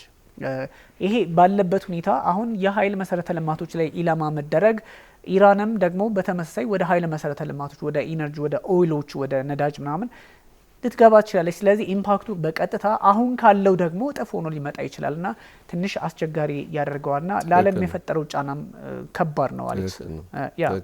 እሺ ምንድነው አሁን እንግዲህ አሁን ፒክ የሚባለው $119 ገብቷል። አሁን የአንድ በርሜል ቀንሷል፣ 100 ደርሷል። እሺ ያው ከፍ ዝቅ ይላል። እና አሁን እንግዲህ የነበረው ከትናንት ወዲያ የነበረ ገበያ እንዲያውም አሁን እኮ ነዳጅ ዓለም አቀፍ ነዳጅ እንትኑ ማህበሩም ራሱ ከሪዘርቭ ሁሉ እንዲያወጣ ተደርጓል። እንግዲህ እስከዛሬ ድረስ በነዳጅ ሽያጭ ታሪክ ውስጥ ታይቶ ተሰምቶ የማይታወቅ ነው። እስከ 4 ሚሊዮን በርሜል ድረስ ነው እንግዲህ የሚባለውና ከሪዘርቭ ማውጣት ብሎ ማለት ነገስ ምክንያቱም 4 ሚሊዮን እኮ በርሜል ማለት ለስንት ሀገር ይበቃል ነው ዋናው ጥያቄ። ሁለተኛ እንደገና ደግሞ ያስ የወጣው በርሜል ተጠቃሚው ጋር ሲደርስ አሁን ከምንለው ዋጋ በእጥፍም ሊጨምር ይችላል። እንዲያውም ኢራን እኮ ጦርነቱ በዚህ የሚቀጥል ከሆነ የአንድ በርሜል ነዳጅ ዋጋ $200 እንደሚገባ ትንበያ ሰጥተዋል የኢራን ኢኮኖሚስቶች። ምክንያቱም ይሄ አሁን ጦርነቱ የሚሆነው ምንድነው ከፊል ዓለም ይጠቃል ማለት ይችላል። ለዚህ ዋና ገፈት ቀማሽ የሚሆኑት ደግሞ የእስያ ሀገራትና የአፍሪካ ሀገራት ናቸው። ብዙውን ዲፔንዳንስ ስላለን ማለት ነው በእነሱ። ሁለተኛ እንደገና ደግሞ በዛ አካባቢስ ያለው የዚህ የነዳጅ ዋጋ ከፍ ዝቅ ማለት በሌሎች የምግብ መሰረታዊ እቃዎች ብለን የምንላቸው ወይም የምግብ የዋጋ መናር እርግጥ እነ አረብ ኤሚሬትስን ወይም ደግሞ አረብ ሀገራትን ባያሳስብም ግን ራሱ ምግቡንስ ማን ነው ጭኖላቸው ወደዛስ የሚሄደው? አሁንም ቢሆን ወደ ሆርሙዝ በምንመጣ ሰዓት ያ ስፍራ በቂ አይደለም በመርከብ የሚጓዙት ነገሮች። ምክንያቱም በመርከብ የሚጓዙ ብዙ ነገሮች አሉ። በነፍስ ወከፍ ሊደርሱ የሚችሉ በአውሮፕላን ተጓጉዘው ሊደርሱ የሚችሉ የምግብ አይነቶችም አሉ አይደለም እንዴ? ሊበላሹ የሚችሉ ነገሮች አሉ፣ ሜዲካሜንትስ አሉ፣ እጅግ በጣም በርካታ ነገሮች ናቸው ያሉ። ስለዚህ ጦርነቱን በአጭር ጊዜ እንቋጨዋለን ወይም ደግሞ እንጨርሰዋለን ብለው ዶናልድ ትራምፕ በማናለብኝነት የጀመሩት አሁንም ቢሆን ይራዘማል። አይደለም ሳምንታት፣ ወራት፣ አመታት ሊሄድ ይችላል በዚህ አይነት አኳኋን። ምክንያቱም ኢራን አሁን አቅሟን እያሳየች ነው። እንግዲህ እስካሁን ድረስ ባለው እንኳን የሚባለው ከ4000 በላይ ሚሳኤሎች አሏት። እንግዲህ እስከ 2000 ኪሎ ሜትር ድረስ ተምዘግዝጎ ሊሄድ የሚችል ሁሉ ሚሳኤል እንዳላት ታውቋል። አየው። ስለዚህ ኒውክሊየር ካፓብልም ቢሆኑ ግን ይዘዋቸው የሚሄዱት ኬሚካል ንጥረ ነገሮች ግን ለብዙ ነገር ሊያጋለጣቸው ይችላል። ከ4 ቀንም በፊትም እኮ ካሊፎርኒያ አካባቢ ላይ እኮ ድሮን ጥቃት ሊሰነዘር ይችል ይሆናል ብለው በስቴት ደረጃ አናውንስ አድርገዋል አይደለም። ይሄ ማለት እኮ የአሜሪካንን ሕዝብ እየረበሽከው ነው። እስከ ዛሬ ድረስ ታይቶ ተሰምቶ የማያውቅ ወይም ደግሞ ድሮን አታክን የማያውቅ ወይም ደግሞ የፕሬዚዳንቶች ላይ ተኩስ ተደረገ ወይም ደግሞ የሆነ ግሩፕ ተታኮሰ ከማለት ውጪ የሌላ ሀገር ሰራዊት ልኮ አሜሪካንን ሊጎዳ ይችላል እንዴ? ይሄ ማለት እኮ ራሱ አሜሪካን እኮ የኒውክሊየር ስቴሽኗ የት እንዳለ ይታወቃል። ስለዚህ ያን ሁሉ አሁን ካርግ ላይ ያደረገችውን አይነት ጥቃት ወይ ላስ ቬጋስም ይሁን ወይም ደግሞ ቀረብ ወዳላት ወደ ዋሽንግተንም ቢሆን ሮኬቶቿን ብትልክ ሊደርስ ይችላል።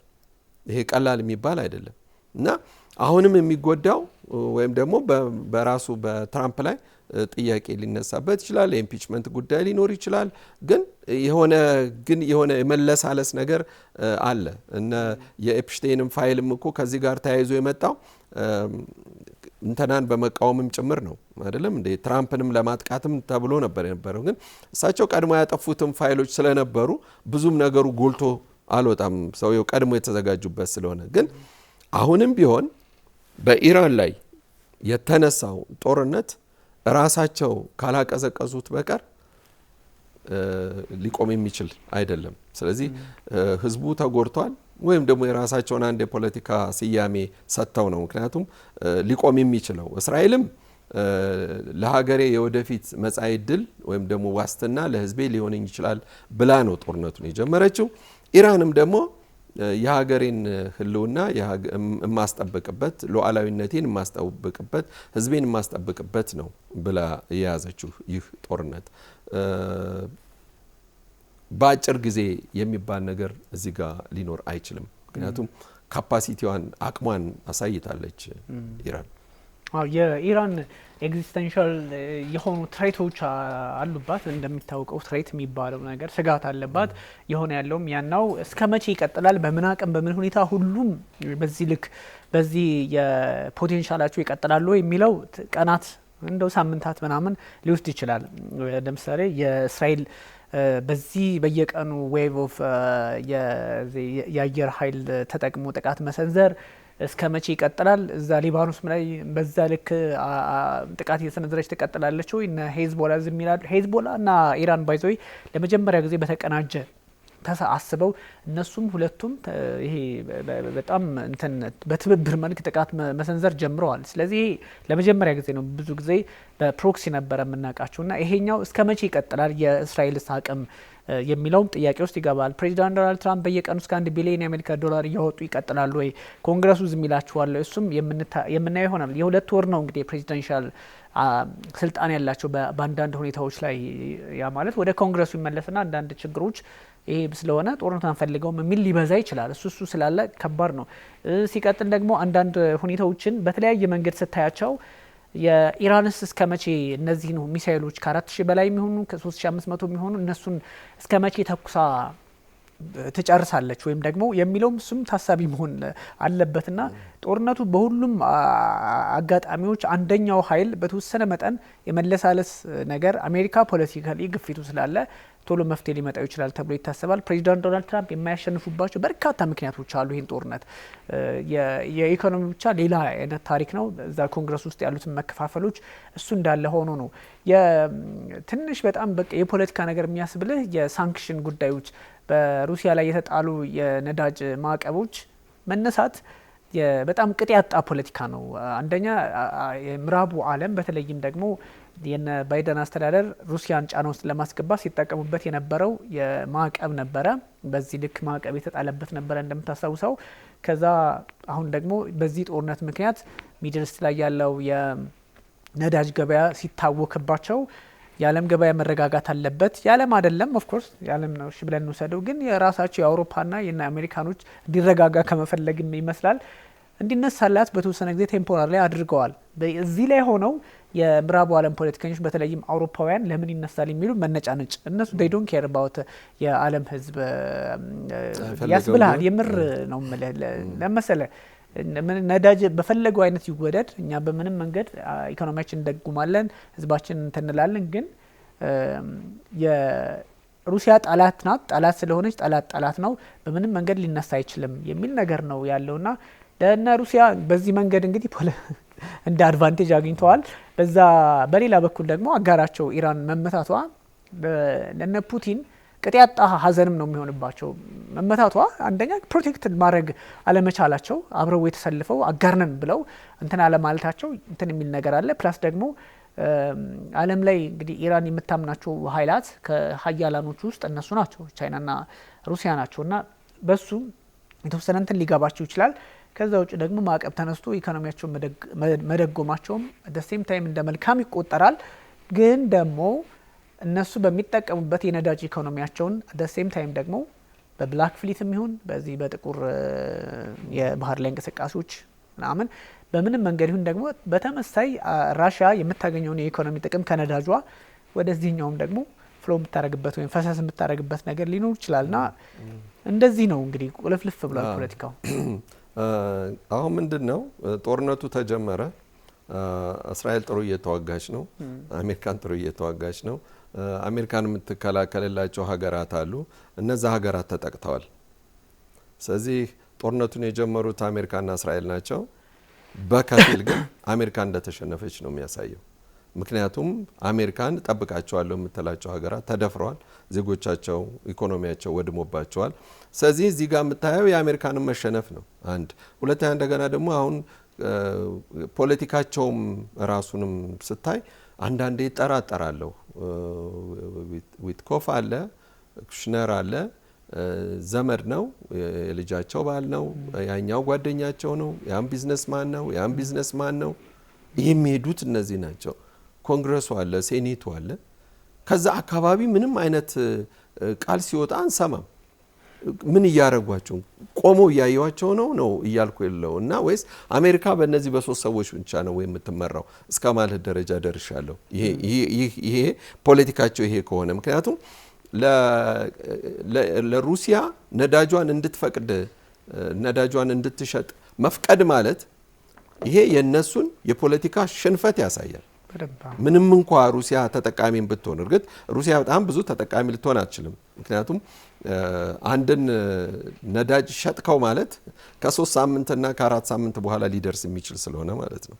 ከሸጥከው በኋላ ሊደርስ የሚችለው ስለዚህ የገንዘብ ልውውጡ እንኳን ቢኖር በተከታታይነት እዛ ቦታ ላይ ሰላም ከሌለ የማን ነዳጅ ነው በመሀል ሊጎዳ የሚችለው? ስለዚህ ልክ እንደ ቅድም እንዳልካቸው እነዛ ህጻናት 170 ምናምን ውስጥ በነገር ላይ ወደ 118 የሚሆኑት ህጻናቶች ናቸው እዛ ውስጥ የሞቱት ህይወታቸው ያለፈው እና ይሄ ከምንም በላይ በለጠ መሪር ሀዘን የሚያደርስ ነው። በዩክሬንና በራሻ ውስጥ እንኳን በሚደረገው ጦርነት እንኳን ይህን ያህል ህጻናት አልተገደሉም። በትምህርት ቤት አካባቢ ትምህርት ቤት ፈረሰ እንጂ ህጻናቶች ሞቱ ሲባል እንኳን ሰምተን አናውቅም በታሪክ እና የዶናልድ ትራምፕ እንዲያውም ከቀጣጣ ሀዘኑ ይልቅ ቀጣጣ ፖለቲካ እያራመዱ እንደሆነ ያስታውቃል። ምክንያቱም ይሄ የበሳል የፖለቲካ አመራር አይደለም፣ ወይም ደግሞ አማካሪዎቻቸውን መስማት አቁመዋል።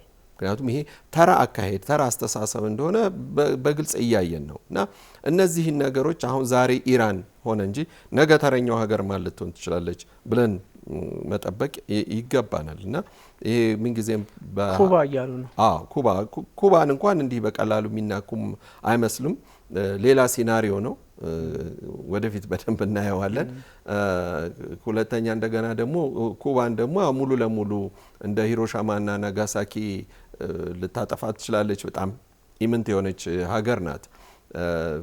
ሀገራቸው ያለው ኩባውያን በልባቸው ነው። ጀግንነት ያለው በልባቸው ነው። ስለዚህ ታጠፋቸዋለህ ግን ሀገሪቷን ልታጠፋ አትችልም። ህዝቡን ልጨርስ ትችል ይሆናል ግን እስከ መቼ ድረስ?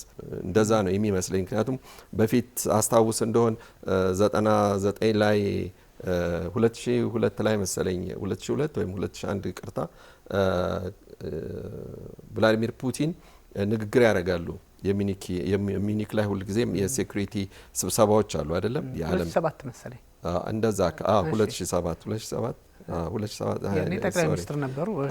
በዛን ሰዓት ይናገሩ ነበር እና ከእንግዲህ በኋላ ያሉት ነገር ነበረ። ከእንግዲህ በኋላ አንድ ዓለም አይደለም ያለው የዓለም መሪ፣ ሁለት የዓለም መሪ ነው ሊሆን የሚገባው ብለው ይናገሩ ነበር። ያ ነው አሁን እየሆነ ያለው።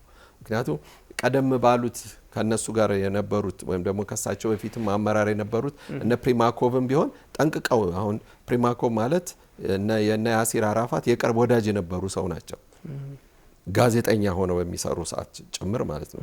አደራዳሪም ሆነው ከእስራኤል ጋር የሚሰሩ የነበሩ ናቸው። እኚህ ግዙፍ የሆኑ ጠቅላይ ሚኒስትር ማለት ነው ይቭጌኒ ፕሪማኮቭ እና እነ ይቭጌኒ ፕሪማኮቭ ራሱ ያኔ የሚሉት የነበረው ነገር ቭላዲሚር ፑቲን የተናገሩት ነገር ነው። በቃ ዓለም ልትመራ የምትችለው በየትኛው ኃይል ነው አይደለም።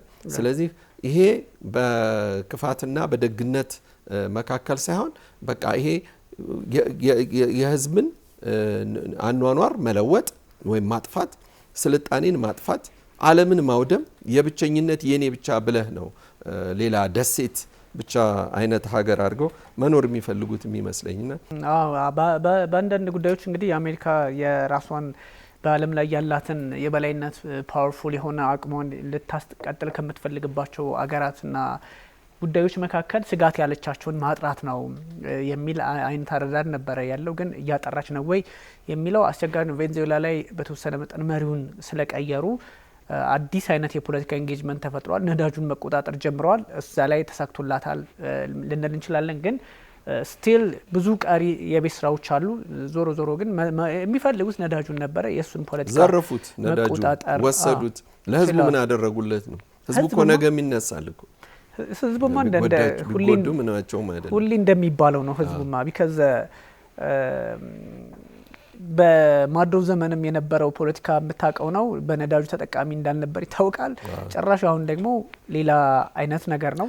የህዝብ ነው። እሱን እንትን ሳንል ግን አሜሪካ ፖለቲካሊ የምትሄድበት መንገድ ወደ ግሪንላንድም ወደ ፓናማም ምናምን ጥያቄዎች ስታነሳ ፕሬዚዳንት ዶናልድ ትራምፕ ሀገራቸውን ለማራመድ ከፍ ብላ እንድትቀጥል ከማድረግ ፍላጎታቸው ነው የምንላቸው አንዳንድ እውነታዎችም ነበሩ። የሚተቹበትም ብዙ ቢሆኑም ደግሞ በቃ አሜሪካን ከጠቀመ ድረስ እንደዚህ ማድረጋቸው ምንድነው ክፋቱ ተብሎ በሌላ በኩል በሌላ ቨርዥን የሚታይበት እድልም የሰፋ ነበረ።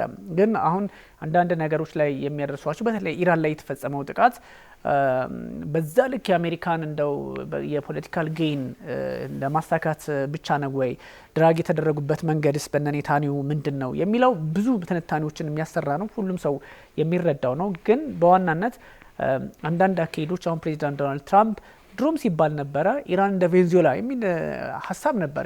እንደዛ እንዳልሆነ አሳይተዋል። እስከ መቼ ይቀጥላል የሚለው እስከ መቼ ይቀጥላል ሲባል ኢራን እስከ መቼ ተኩሳ ትቀጥላለች ብቻ አይደለም። እስራኤል እስከ መቼ እነዛ F-35ን 16ን እያሰለፈች ትዋጋለች? እዛ አካባቢ የሚነሱባትና ሄዝቦላ እና ሐማስን ሳይቀር በምን መንገድ ነው ተቆጣጥራ ለህዝቡ ደህንነት ዋስትና ይሰጣታል ወይ የሚል ጥያቄ ታነሳለ። አሜሪካ ኢኮኖሚዋ ሊያራምድ ይችላል፣ ብዙ አመት ሊያዋጋት ይችላል። ግን ደግሞ እዛ ውስጥ ያለው ፖለቲከኛም ህዝቡ አይፈልገውም። በነገራችን ላይ እኔ እንዲያውም አንድ ተቃውሞ እያየው ነበረ። ኦፍ ኮርስ በኢራን ጉዳይ ላይ ሁለት ነገር ነው ያለው አይደለ? የነ መሐመድ ረዛ ፓህላቪ ሰዎች ደጋፊዎችና የአያቶላውን ግንዛቤ የማይፈልጉ ሰዎች እሳይ ነው ያሉት። ለአያቶላ አሊ ሀመኒም ሲገደሉ በዛ ልክም የፖለቲካ ሪፎርም ይደረጋል ብለው ደስታቸውን የገለጹ ኢራን ውስጥም አሉ። ማይካደው በዓለም ዙሪያም እንደዚህ አይነት እንትን ያላቸው አሉ። አት ዘ ሴም ታይም ደግሞ አሜሪካ ውስጥም ጀርመንም ግሪንላንድ ግሪክም ስመለከት ነበር። እነ ስፔን ያው ኦፍ ኮርስ ይታወቃል አቋሟ ጦርነቱን ተቃውሞ ሰው በቃ ይሄ እኛ ሀገር ሊገባን የሚገባው ነገር ጀኒን ውስጥ እንደዛ ነው። ለምሳሌ ግሪክ ላይ አንተ ተቃውሞ እያዩ ነበረ። የግሪክ መንግስት እጁ እንዳይገባ ዲስኢንጌጅ ማድረግ አለበት፣ እጁ እንዳይገባበት፣ እኛ ጦርነትን አንደግፍም ኖዋር የሚል ነው። ያኔ ያደረጉበት ምክንያት ምንድነው?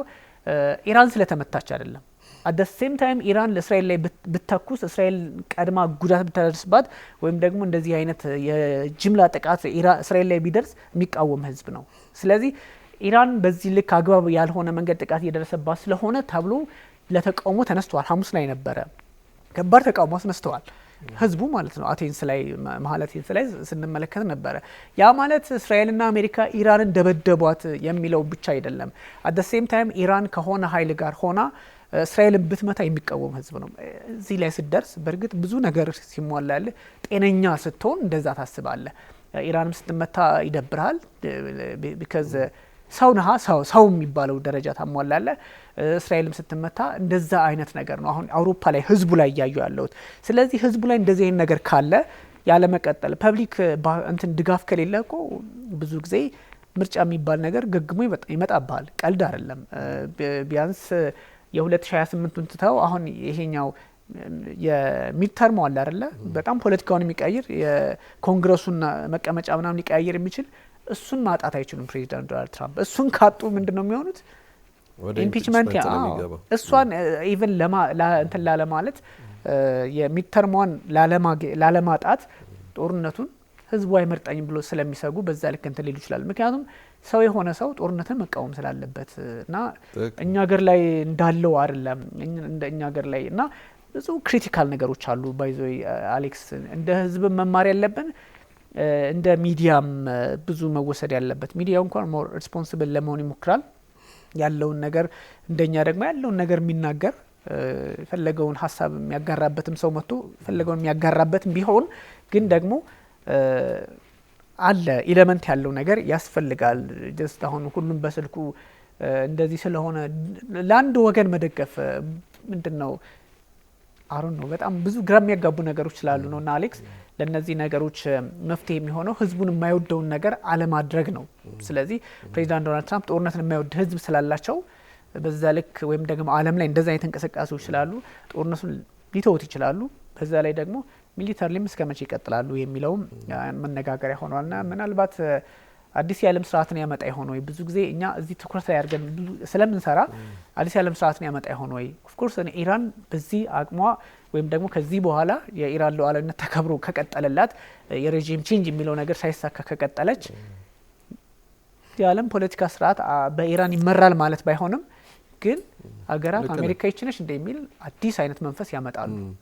ምንም እንኳን አሁን ተሸንፋለች ብለው አሜሪካኖች ቢያወሩ እንኳን ወይም ደግሞ ውድመቷን በደንብ አጉልተው ቢያሳዩ እንኳን ይህ የዓለም የምትመራበት አካሄድ ለሁለት ይከፈላል፣ አይቀርም። ኦልሬዲ ተከፍሏል። ከዛም ደግሞ አሁን የሚሰሩት የነበሩት ሩሲያና ቻይና ናቸው በአንድ ወገን ተብለው ሊሰሩ የሚችሉ ማለት። ስለዚህ ወደዚህ ጎራ የምትጠቃለለው አሁን ቀጥላ ኢራን ነች። ከዛ በኋላ ነው የዓለም መሪነት። ምክንያቱም አሁን ሀገሪቷ ብዙ ህዝቧን እንዳጣች እነዛን በግፍ የተገደሉ ህፃናቶችን እያሰቡ ነው የሀገራቸውን ፖለቲካ የሚያካሂዱት። ኢራኖች በሀገራቸው ላይ ህልውና ላይ ለሚመጣ ነገር ልክ እንደ ቱርክ ህዝብ አይደራደሩም።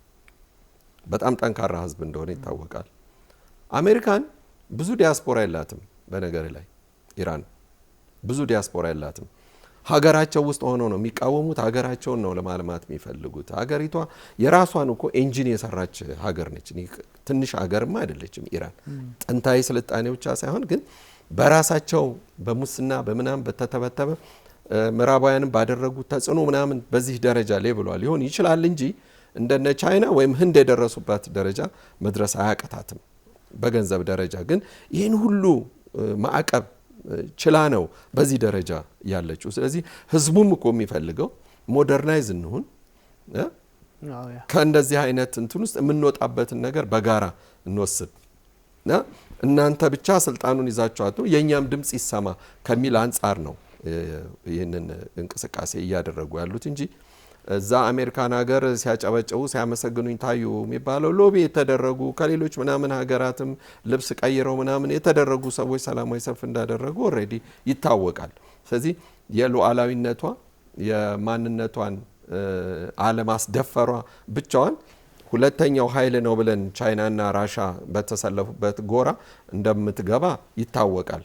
ከዛው ደግሞ ውጪ ደግሞ ያለችው አራተኛው ሀገር የምትሆን ሰሜን ኮሪያ ናት። እንዲህ በቀላሉ ምናያትም ሀገር አይደለችም። በአሁኑ ሰዓት በዚህ በሚሊታሪ ዌፐንስ ፕሮዳክሽንም ከፍተኛ ውጤት እያስመዘገበች ያለችም ሀገር ስለሆነች ስለዚህ የዓለም አመራር የማይለወጥበት ምንም ምክንያት የለም። አዲስ ነገር ይጠበቃል። ተቃውሞ ላይ እንኳን አሌክስ በትክክልም የዚህ ከ1979 ወደዚህ ያለችውን ኢስላማዊት ኢራን ሪፐብሊክ የሚለውን የማይፈልጉ ኢራናውያንም አሉ። ኦብቪየስሊ ሪፎርም የሚፈልጉ ባይዞ በጣም እንደዚህ ሲባል ኢራንን ማንገስ ምናምን ሳይሆን በቃ ትክክለኛ እንትናቸው እንደዚህ ቢቃወሙ አሉ። በደንብ ተቃውሞ ሀሳባቸውን የሚያሰሙ እንደዚህ በሚባለውም ልክም ሳይሆን ለውጥ ሪፎርም የሚፈልጉ አሉ። እንደውም ማናቸው ሞልታባ መሀል ላይ ሊሆኑ ይፈልጋሉ ሲባል ነበረ። ይሄ ሪፎርም የሚፈልገውንና ጠንካራውን የኮንሰርቫቲቭ የሆነውን የአያቶላ ግንዛቤ በዛ ልክ ወደ መሀል አምጥቶ ይሰራሉ ተብሎ ይታሰቡ ነበረ። ግን ጫናው ስላለ ጦርነትም ስለተከፈተባቸው የሚሆነውን እናየዋለን። ስለ ዴሞክራሲ ምናምን እንኳን ያስቃል እኮ አይደለ? እነ አሜሪካ ጋር የሚሰሩት እነ ማን ናቸው? እነ ኤምቤስ መሐመድ ቢን ሳልማን ምናምን ስንት መሪ ነው ያለው እዛ ሀገር በምርጫ የመጣው ማን ነው ምናምን የሚለውን ስና አይተን አናቅም። እዛ አካባቢ ሙሉ የቤተሰብ ነው ምን እንደ በንጉሳዊ እነ ካታር ባል እና አረብ ኤሚሬቶች እነ ሳውዲ እነ ባህሬን ሁሉም ኢራን ላይ ሲሆን ይገናል እንጂ ኢራን እንደውም እኮ እሷ ብዙ ፕሬዚደንት በምርጫ እኮ የምታምን ሀገር ናት። ፕሬዚደንቶቿን እኮ የምትቀይር ሀገር ናት እኮ ምንም ጥያቄ የለውም። ምንም እንኳን የአያቶላዎቹ ትንሽ ደፍጠጥ የማድረግ ነገር አለ ወይም ሁሉም ነገር የመቆጣጠር ነገር አለ ተብሎ ቢታሰብምና እነዚህ ነገሮች ናቸው። አሌክስ በደንብ እንመልስባቸዋለን ሌላ ጊዜ። ለዛሬው በጣም አመሰግናለሁ። ውድ ተመልካቾቻችን ስተከታተሉት የነበረው የኤንቢሲ ዓለም አቀፍ ነው። ከሆርሙዝ ሰርጥ እስከ ቀይ ባህር ያለውን የፖለቲካ ነውጥ በተለይም የአሜሪካ ኢራንና እስራኤልን ጦርነት የተመለከቱ መረጃዎችና ከዚህ አንጻር የዓለም ፖለቲካ ስርዓት ምን ሊሆን ይችላል፣ ነገ ከነገ ወዲያ ምን ሊፈጠር ይችላል የሚለውን በስፋት ዳሰነዋል። አለማየሁ ሀሊና ቢኒያም ካሴ አብናችሁ ቆይታ አድርገናል። ቸር ጊዜ ይሁንላችሁ።